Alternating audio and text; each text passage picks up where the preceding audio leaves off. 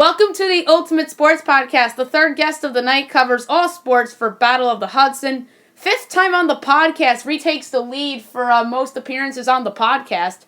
Derek Felix, how are you doing tonight? I'm doing all right. Just got back from the gym, showered, cooled off, and watching a little tennis, hanging out. Yeah, tennis and Yankees are on the docket for me tonight. Mets had a day game, so they're not on right now. We'll get to the U.S. Open at the end of the podcast. We're going to start with football. This is supposed to be a football predictions podcast. We'll start with some... About rugby. I thought we were going to talk about rugby. Rugby. Oh, rugby. Where are we going to start? Let's start with a couple quick hits real quick before we get into the predictions. Your thoughts on the stunning retirement of Andrew Luck? I just think that he's been through a lot in terms of injuries and took a lot of hits, obviously, because the Colts for a while, they didn't have good offensive line. He went through some tough times after he got to, that AFC title game where they got smoked. And then he comes back last year, and he has that great year, get in the Colts playoffs, get into the second round, come back player of the year, and then I guess that ankle injury was a lot worse than thought. And I think this was a really bright guy too, Madison. And I would definitely have to say that was a factor that he does have a wife and has a little one, and maybe he just doesn't want to put his body through it again. It's probably more mental too. There's a lot of mental when it comes to football. I guess I was surprised, but maybe not as surprised because I guess I can understand. I mean, these guys lay their bodies on the line. And football is just really rough, and Barry Sanders retired pretty early too, and it's too bad. It's too bad. That's all I can say. Best wishes to him and his family, and best wishes of good luck with the Colts and Jacoby and Brissett. I hope that works out well for them. So, that's it. Yeah, that's just unfortunate. I remember I was at my friend's house that night, and I really had to go in her dining room and process this news because I was obviously a big Andrew Luck fan, and I was very, very shocked. And then one of my fantasy football opponents in my fantasy league that I'm in, I was at his house or his girlfriend's house, and I said to him, "Oh my God!" He's like, "Yeah, Andrew Luck," and we were just talking about it, and we were just saying, "Good thing we didn't have our draft before today, or else somebody would have taken Andrew Luck." And it was just so stunning to me. One more quick hit before we get to predictions. Ezekiel Elliott gets his money, 6 years, $90 million, $50 million guaranteed. I know you think he's the best running back in the league. I think he is a top 2 running back in the league. Okay. Thoughts on that move from the Cowboys' standpoint? I mean, it's not really surprising. I mean, they had to do it. What are they going to do? They're not going to pay him. Football's a little different. If this was another sport, and you have players that already are signed to contracts, I understand that rookie contracts are a little different in football. But, not all the money is guaranteed. And football, if we looked at most football careers, I mean, they're not that long. I mean, there's guys that, they get released, they get signed, they get released, they're on the practice squad, and they're gone. I mean, it's like, and Zeke to me he's an elite guy, and maybe Jerry Jones was kidding himself. He was kidding himself when he was like, "Yeah, they're going to start the season without Ezekiel Elliott when they're going to be in a battle with the Eagles probably all year for that division." And they need him. They need him, and they got it done. And I figured they would. And what did he miss? He missed preseason. I'll be curious though to see Madison. How's he going to look? Only maybe a couple of days of practice against our Giants. That'll be very interesting to watch. Yeah, I'm looking forward to that game, and one of the reasons, obviously, is to see how Ezekiel Elliott looks for Dallas. Let's go to our predictions now. I think the most obvious prediction every year in sports is picking the Patriots to win the AFC East. You know, my friends, right? My friends, I have a couple of buddies, of course, close pals that are Buffalo Bills fans. So we've kind of taken to calling them the Hatriots. The Hatriots. Yeah. So, yeah, I mean, because every year they are the beast of the East. And I do think that they will get some competition from both the Buffalo Bills and the New York Jets. I think both those teams could have, dare I say it, winning records or at least 8 wins or more. So the Patriots will win the division.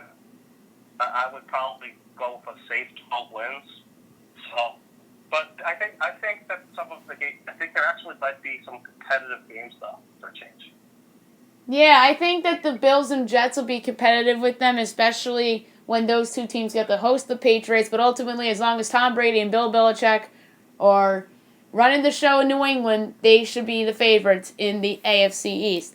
How about the AFC North? I think there's 3 teams that can conceivably win this division if things broke their way.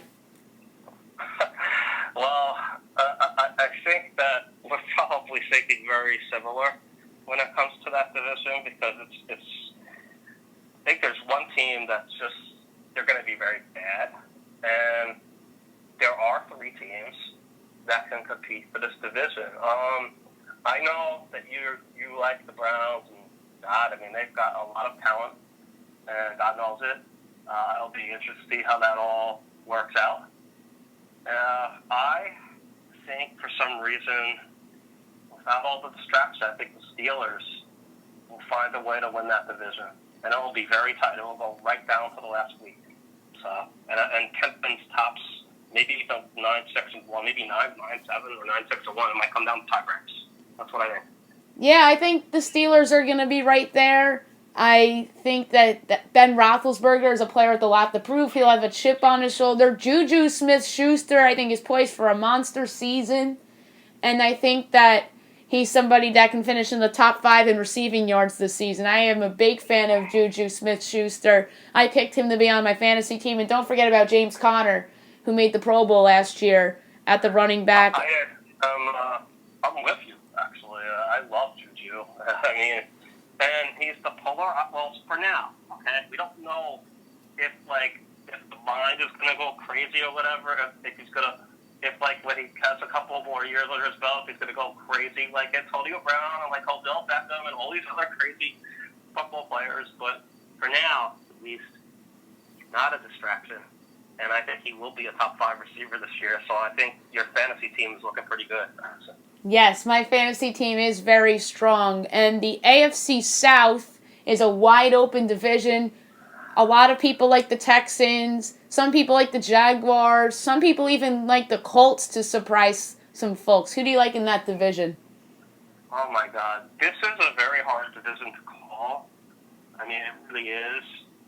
I know that, adding a former Super Bowl MVP at quarterback is going to definitely help the Jacksonville roster.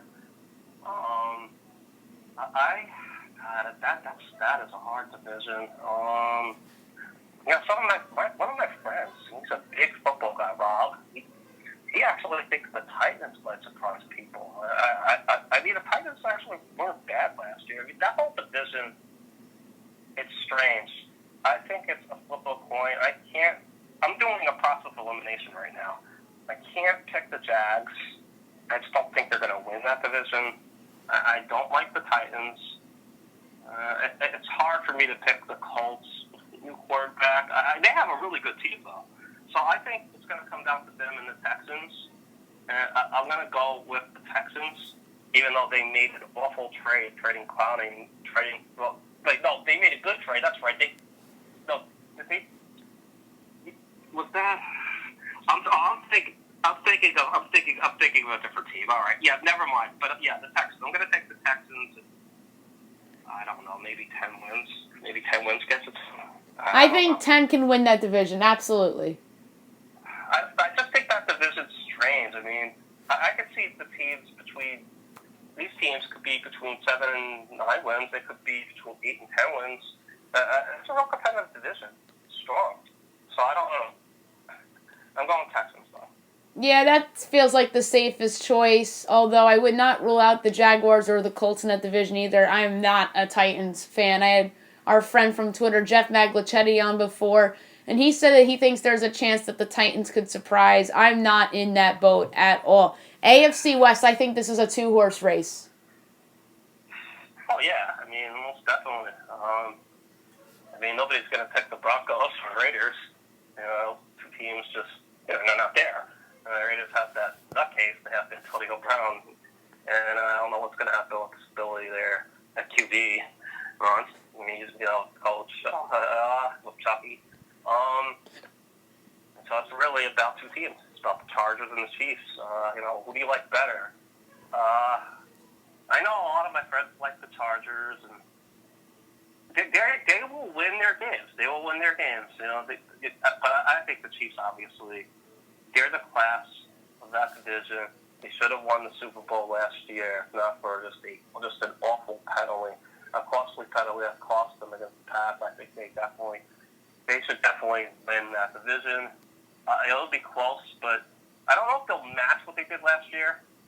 But I could see 13-3. I could see that. I could see 13 wins for them. I could see the Chargers right at 11 or 12 wins. I think it'll be really close between those two teams. Yes, I think that is a very close race. And another division that's going to be a close race is the NFC East between the Cowboys and the Eagles. I have a feeling where you're going here, and I think I may join you. And it's to be determined because it's going to be revealed on tonight's special NFL Predictions podcast. All right, well, I know that Carson Wentz is a very good quarterback, has a lot of capability. I know they have a really good roster over there, the Eagles, but I just got a feeling about the Cowboys this year. I think they're going to be really tough. They got that distraction out of the way by signing Zeke, and I think that they've got a very good team. I guess the only question I have with this team is how good is Dak Prescott? He's still playing for a contract too. So can you win with Dak Prescott? Dak Prescott is not going to blow you away, but they got Jason Witten back and Amari Cooper in his contract year playing for a contract, and I think he's going to be a big target. So I'm going with the Cowboys, and I like the defense also. So I like the Cowboys. Unless like the Giants and Redskins are actually well, Giants could be competitive, but I'm not sure about the Redskins. Maybe one of these teams wins 11 games instead of 10. But I'm going Dallas. I like Dallas in this division. Yes, I think like the AFC North and the AFC West, I think the NFC East comes down to the very end as well. What I think is the best division in the league is the NFC North, where, like the AFC North, I think 3 teams can possibly win this division. Who do you like in the NFC North? I'll tell you who I don't like. I don't like the Detroit Lions, even though people think they're going to surprise. I'm not one of them. Oh, man. I really think the Vikings have the best roster, to be honest. The Vikings. They do have the best roster. If you think about their defense is really good. They got the tandem there, the tandem that I love of Thielen and Diggs, and don't forget they got the kid from Florida State, and he's healthy, and he's my breakout guy. The kid from Florida State at running back. It really depends on Kirk Cousins. Can he actually be more consistent? I feel like he cost them last year. It's that Dalvin Cook, though. Dalvin Cook is my breakout guy. The hell with it. I'm going to go with the Vikings. I'm going to go with the Vikings in a surprise. I'll take the Vikings to win that division. I think the Bears will come back a little. And the Packers, they'll be good. I just don't know how good. I'm going to go Vikings, and I think they'll maybe beat the Packers and Bears out for it.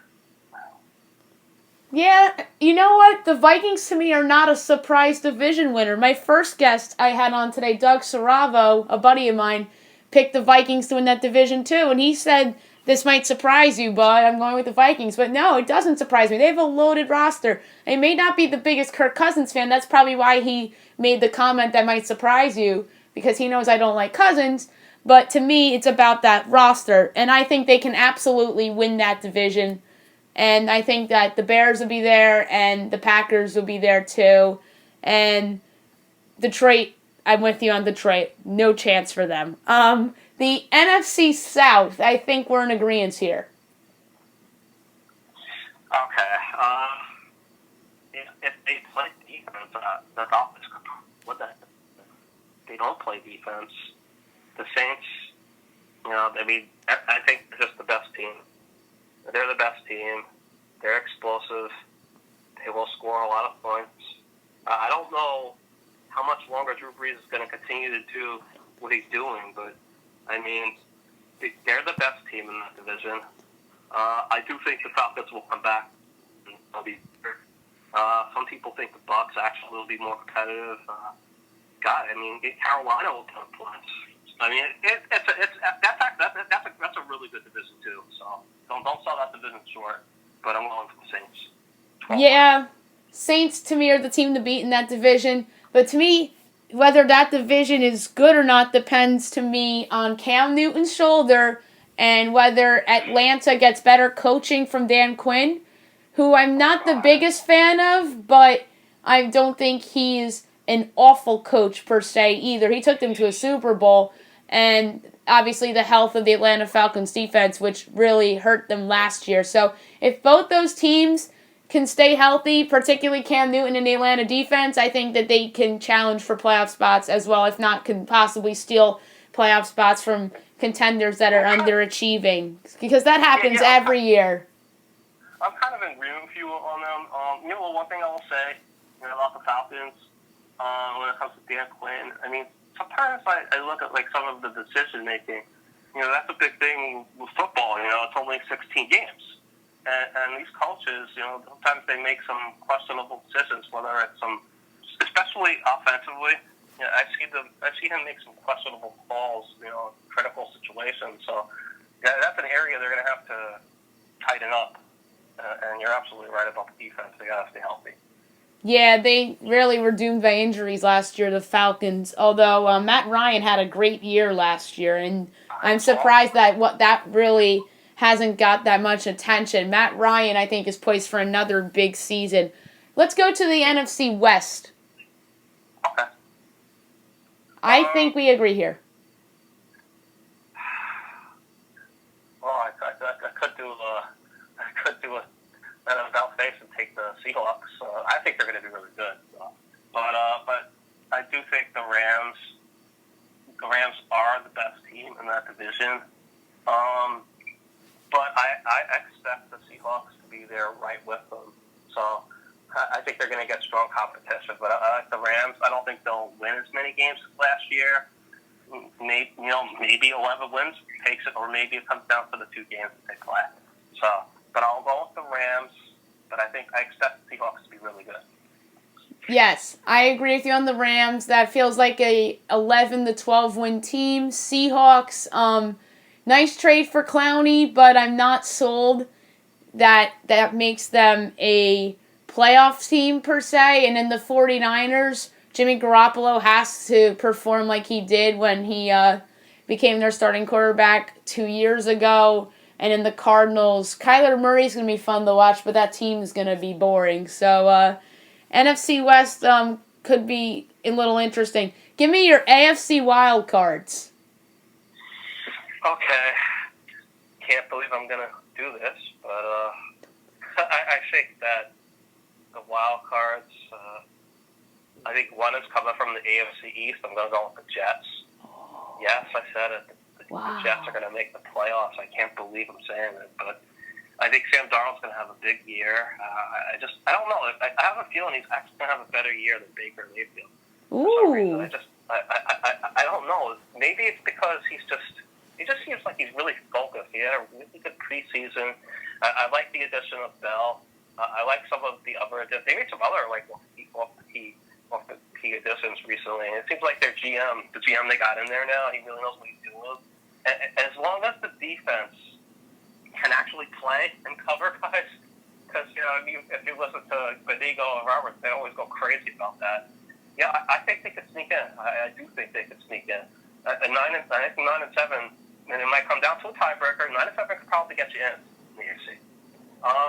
Now the other one, God, as much as I want, I was thinking about the Browns, by the way. I actually think the Jets are gonna, if the Jets do win the last wild card, they're gonna beat the Browns out. Probably that's probably what's gonna happen. I think the Chargers obviously would be the other team. They're a really good team, and they'll probably win double digits, as I said. I think there will be some other competition from a couple other teams. I'll let you handle that. Yeah, you did not pick the Browns, obviously, to make the postseason. It sounds like you have the Chargers 5 and the Jets 6 and the Browns right there. The Ravens, I can see being in the conversation. The Jaguars, if Foles plays well and the defense stays healthy, and Fournette, obviously, too. And then the Colts, if Brissett makes a jump, I could see them hanging around. But the AFC, to me, is pretty open in terms of the wild cards.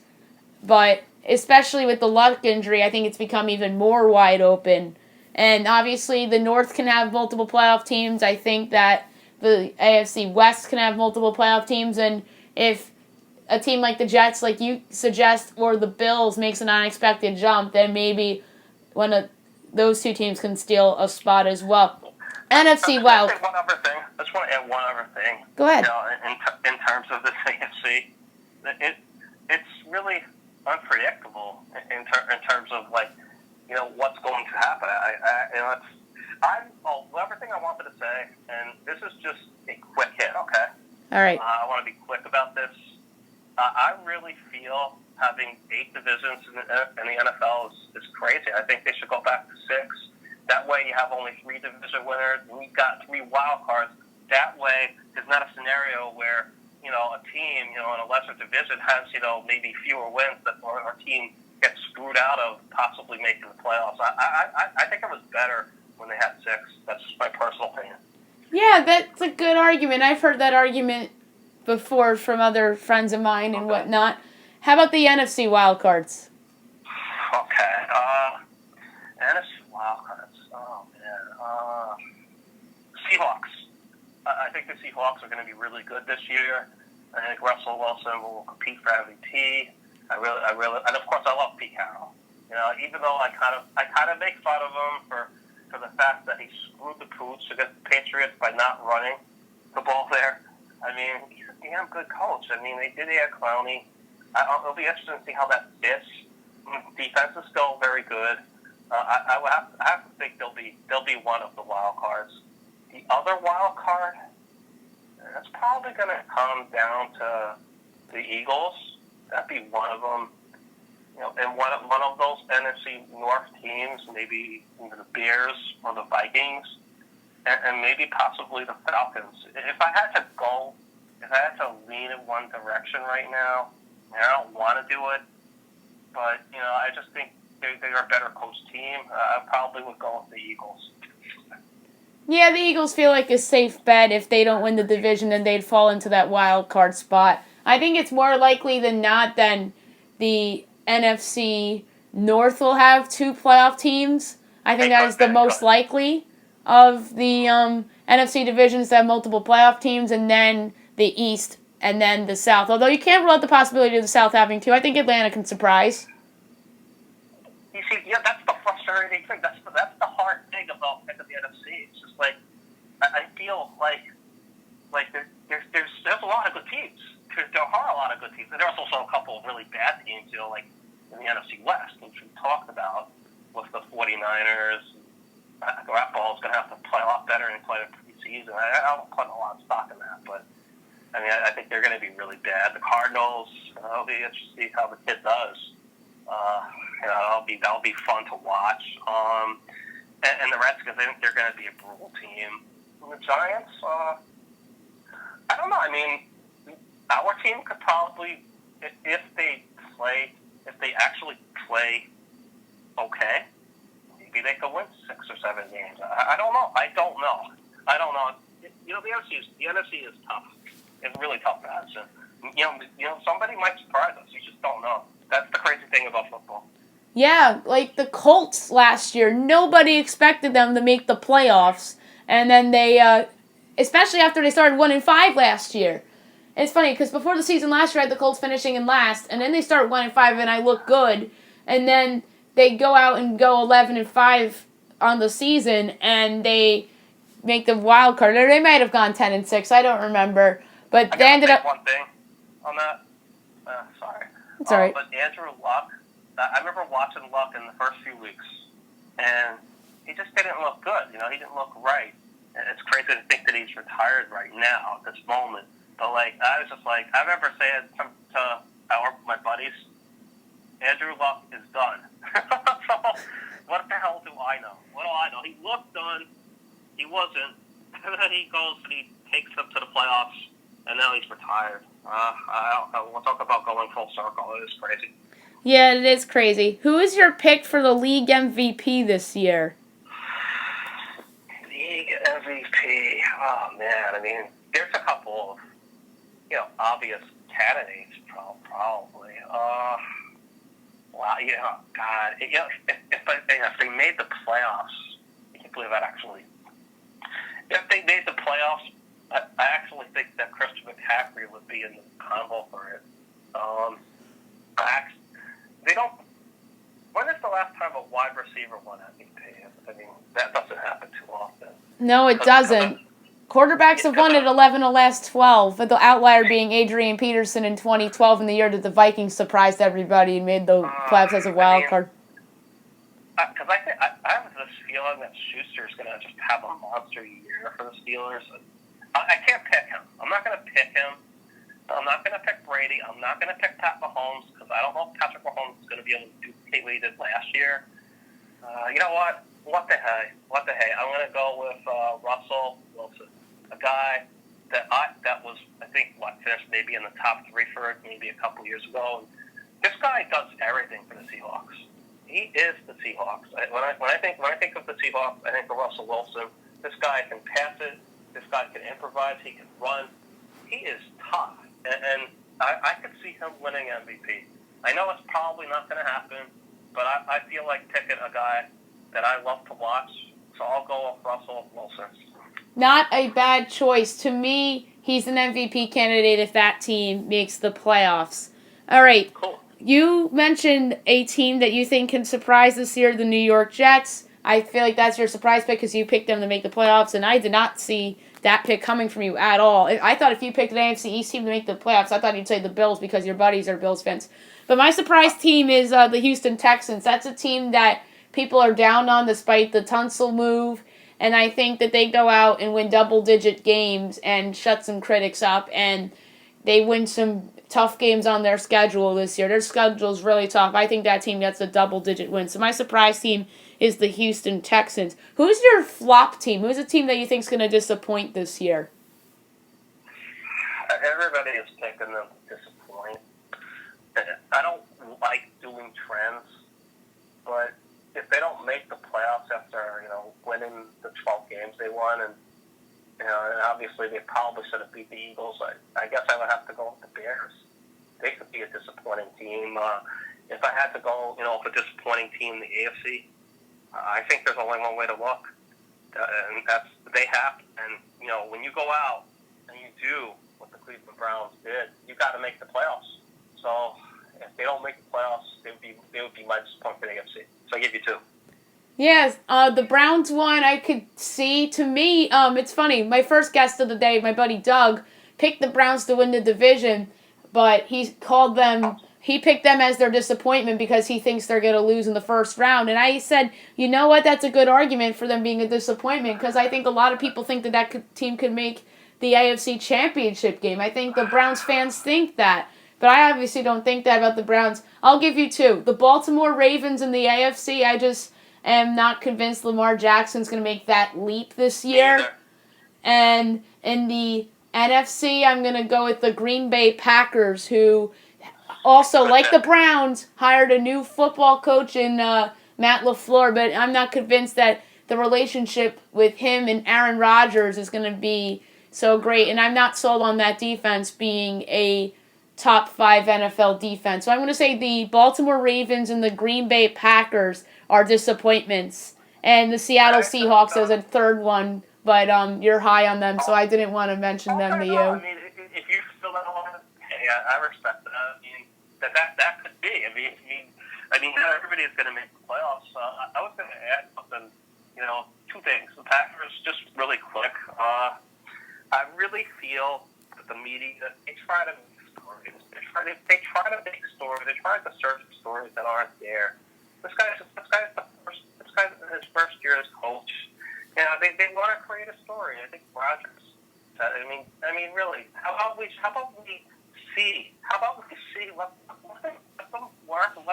Let them play and see. I don't like how media does that. That's one of my biggest criticisms. I'll say something else too. Your friend, he picked the Browns to be a disappointment if they make playoffs and lose in the first round.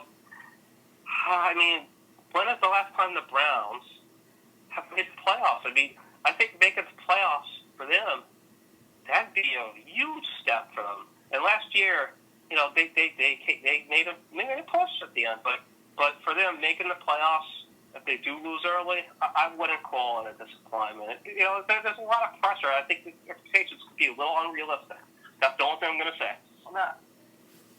Yeah, I see your point because they haven't made the playoffs in so long. But I knew where he was coming from because, obviously, with all the hype with Odell and Baker, that's why I could see that being his reasoning behind why he thinks the Browns are going to be a disappointment, although he picked them to win their division. One more football thing before we move on to the U.S. Open. Jared Goff got paid, and he got paid big time. What do you make of that extension done by the Rams? Wow. I mean, it was definitely like over $100 million. I can tell you that. Goff, what was it, like $134 million? Yeah, it was $134 million. He got paid. I think he's good. I guess my question is, how good is he? Is it more the system? I mean, $110 million guaranteed for a young quarterback. That's a lot of money. I mean, it puts a lot of pressure. Obviously, he got paid. I did want to throw one other thing out there. We could finish on Goff. If I give you, he's overlooked because of Odell Beckham, because of their receiving core. I think Nick Chubb will have a breakout year. I think Nick Chubb is a really good running back. I think that he'll go over 1,000 yards. I also think that the other Georgia running back, the guy for the Patriots, he'll also have a really good year. So I'm expecting those two guys to have real good years, in the backfield. Yeah, I do think that Nick Chubb is going to have a breakout season for the Browns as well. The U.S. Open's the last thing we'll talk about right now. We have Bianca Andreescu against Elise Mertens. It looks like Andreescu is going to win and advance. And well, here it is. Yeah. See if she can get it, huh? Let's see if she can get it. So let's talk about this match real quick. What do you make of Andreescu? She just finished. She hits a backhand down the. Oh, that was beautiful. I feel, and she's almost 18. I haven't seen a lot of her, but this girl has a lot of firepower. She is resilient. She's got heart. The best thing that could happen right now with this tournament, especially on the women's side, with it being basically a cakewalk for Serena. I know this is gonna sound, but this kid, I would like to see this kid in the final. I would like to see her against Svitolina. I'd like to see that in the final. I'd like to see a new winner for the women. I don't know if it's going to happen. Svitolina will give Serena a match. I mean, she runs everything down. She's like a backboard, basically. She's like the, you know what she is? She's the female version of Djokovic. Is what she is. That's what she is. And I've watched her, and she had the hardest draw. I mean, Venus. Did you see the Venus Williams match at all with her in the second round? That was really good. Yeah, that was a good match. Really good match. It was 6-4, 6-4, but yeah, I mean, they had some great rallies. But this kid, Andreescu, she hates losing. She's kind of like Serena. And Canada has a real... everybody talking about Genie Bouchard, and Genie just got too distracted. But this girl has firepower. She hates losing. She has like that same, I don't know, fiery, never say die attitude. I knew she was going to come back in this match, but I also want to give credit to Mertens. She played really well in this match from what I saw. When I got back, I was a little surprised with the first set, but she played a really good match, and she really made Andreescu earn it. So congratulations to her. I would fully expect Serena to win this event and tie Margaret Court, but don't put it past this kid if she doesn't get nervous. She does go up against Betches. Betches has been a player that's been talked about for a while after her big upset of Osaka. That should be an interesting match, and I think the Serena Svitolina match that should also be a good match. I expect that to be competitive. So Serena is the big favorite. I think a couple of these girls can give her matches in the final too. That's what I'll say. Yes, I agree with you. I like Svitolina and I like Andreescu, but I think this is Serena's tournament to lose. How about on the men's side? What's your take on all that with Djokovic retiring due to injury and just the rest of that side of the... Okay, all right. I'll be quick. I know you need to go. I felt bad for Novak. What are you going to do? I mean, I know he gets criticized because he's got like 13 retirements. A lot of those were way back when he used to really struggle before he changed his diet. After he changed his diet, he's tough. He is tough. It takes a lot for him to just say, "All right, I gotta get up to court." I don't know how bad the shoulder injury is, but I really hope that it's not that bad. As far as Roger, I mean, you could kind of see it. You can kind of tell when he's misfiring that much. He's misfiring by that much, and I mean, I knew something was wrong. And you started to see. I started to notice that he started to pull back a little bit. He pulled back on a backhand during one of the rallies. That's definitely true. He did pull back. Rafa obviously is a huge favorite right now. He's going to go up against Diego Schwartzman. Schwartzman's kind of like reminds me of David Ferrer. He's a small guy. He plays his butt off. He will make Rafa earn the points. I think you'll see some long points. Yeah, it'll be grinding. But Rafa's serve has improved so much, Madison. He's so strong. I mean, I think you're looking at Rafa against Medvedev, the Russian. And Medvedev, to me, is a fight. Medvedev, he showed me so much against Dan. Just dealing with the injury and how he decided to shorten the points, creativity. This guy is the real deal. Don't be surprised if Medvedev beats Nadal in the final. Don't be surprised. You know what? I'll pick it. I'm going to pick Medvedev to win this event. I knew that he was really good, and I had not seen him a lot, but everybody's been talking about him. He's had the monster, outdoor season. I think, 19-2. I know he got killed by Rafa in a final recently. This kid can really serve. This guy, he's a little cerebral. He's a little different, if you noticed. I mean, with his interviews, he's telling fans to boo him, but he's got personality. He's got some moxie. He's got that weird motion. He hits his forehand. He's got two different forehands. Can run down the shots, back in. And he's coming up to net. He's using drop shots. He said he would have rather played baseline, but I wouldn't be surprised if he wins. He reminds me a little of Marin Safin. He's Russian too. So I'm gonna pick the young guy. I'm gonna go with the 23-year-old. So surprise. Wow, nice pick. Yeah, I just reacted because I saw a creature running up my driveway, so I apologize for the scared little reaction there. But yeah, I'm gonna go with Nadal in the men's and then Serena in the Williams. I'm gonna just be chalky and go Serena and Nadal. Although nothing would surprise me. I wouldn't be surprised if Civiltania made it interesting against Serena. I wouldn't be surprised if you were correct about Medvedev. So any of that match between that Berrettini Italian kid and Monfils at all? No, I did not. Oh my God, that was the match of the tournament. Monfils was basically like the humidity. He was definitely laboring. They closed the roof, I think, after the third set, and Monfils was like down on his knees. He saw a lot, like in the fourth set, to pull it out.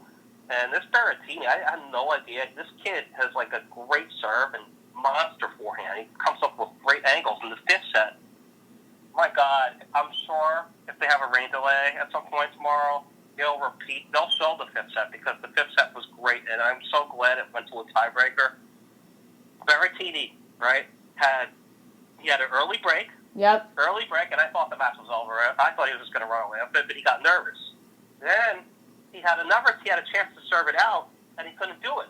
And Monfils saved 4 match points, and it went to a tiebreak. This was a dramatic match, all right? It was a great match, so I want to give those two guys a lot of kudos. Berrettini is a 24 seed, and he's only 23. He's got some personality, too. He said he couldn't remember any of the points that he played except from the match point when they interviewed him. He was like basically speechless. But I want to congratulate him, and it was a great match. And I feel bad for Monfils, but the effort. I wish he had put that effort in when he was younger. He put so much effort into that match, but terrific. And also, I want to give Dimitrov a lot of credit for how he played to finally beat Rogers. So. Very interesting couple of matches, though. Yes, it was very interesting. All right, it was fun to have you on tonight. I'll have you on again before the hockey season so we can preview and predict how that season's going to go. That is one of your favorite times of the year. I know that for sure. And I'm certainly going to get John Butchcross on my podcast again to preview the NHL season as well. Good to have you on again, Derek. Madison, I'm just going to throw this out there because I know we're probably going to touch on it when we talk hockey. I'm just gonna say 85 points for the Rangers right now. That's probably I think that's all around there. I'm gonna go 85 for now. Okay. All right, I'll remember that. In a month. Yep, we'll speak again in a month, and Thank you. Who knows? Maybe my expectations are gonna be high for the Rangers this year. You'll see once those predictions come out. And hope you have a good night. Thank you for having me, and take it easy. Thank you.